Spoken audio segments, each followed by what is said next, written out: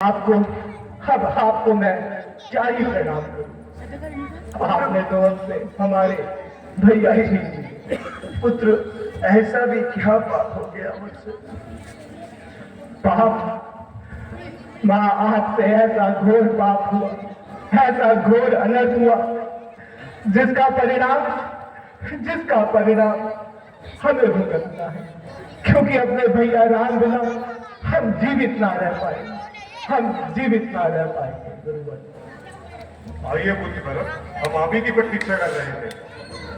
पुत्र भरत, विधि के विधान को कोई नहीं टाल सकता।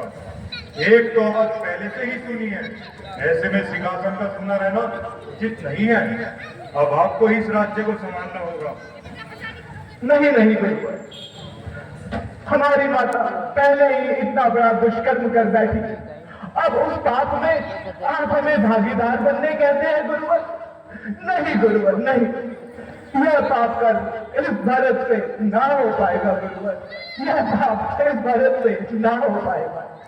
यह राजसिंहासन मेरे भैया राम को ही शोभा देता, इसके अधिकारी वही है। भरत तो केवल उनके चरणों का दास है गुरुवर।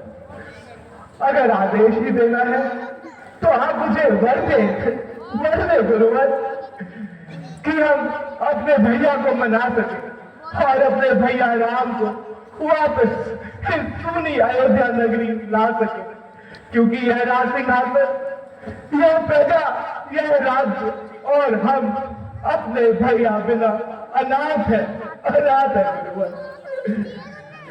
शत्रुघ्न भैया, आप भी गुरुवर को मनाइएगा कि यही हमें आदेश दे कि हम अपने भैया को अयोध्या नगरी वापस ले आए।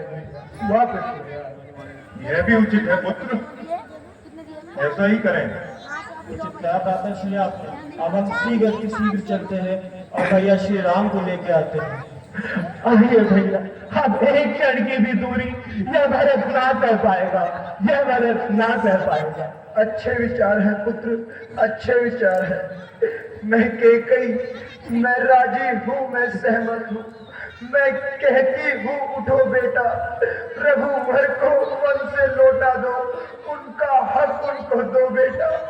और इस माता केकई को एक बार हृदय से लगाकर माँ तो कह दो बेटा, माँ तो कह दो बेटा।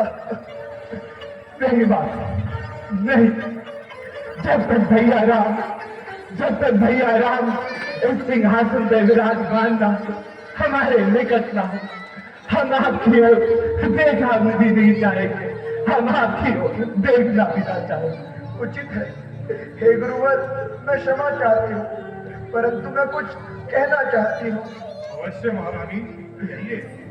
यदि यही सूचना जनक नगरी में महाराज जनक को भी पहुंचा दी जाए तो अवश्य ही महाराज जनक की समझाने पर हो सकता है कि रघुवर वन से वापस अवध को लौट आए। यह भी उचित है मंत्रीवर। अब आप शीघ्र ही जनक नगरी में मिथिला नरेश को संदेशा भिजवाएं कि वह भी हमारे साथ राम के लिए चले ले। और नगर में सभी नगरवासियों को भी सूचित किया जाए, जो भी पुत्र राम को लेने के लिए जाना चाहता हो वो भी अवश्य चले। हाँ, सही कहते हैं गुरुवर, भैया अपनी प्रजा से अत्यधिक प्रेम करते हैं। वो अपने भरतलाल और अपनी प्रजा को एक समान समझते हैं। अगर भरत का मुंह ना देख पाए, भरत के अश्रु ना देख पाए, तो अपनी प्रजा को ना कह पाएंगे भैया राम, और तुरंत अयोध्या लौट आएंगे। चलिए भैया, चलिए मंत्री, आप भी चलिए और नगर में घोषणा करा दीजिए कि सब हमारे साथ भैया राम को लेने के लिए वन की ओर प्रस्थान करें।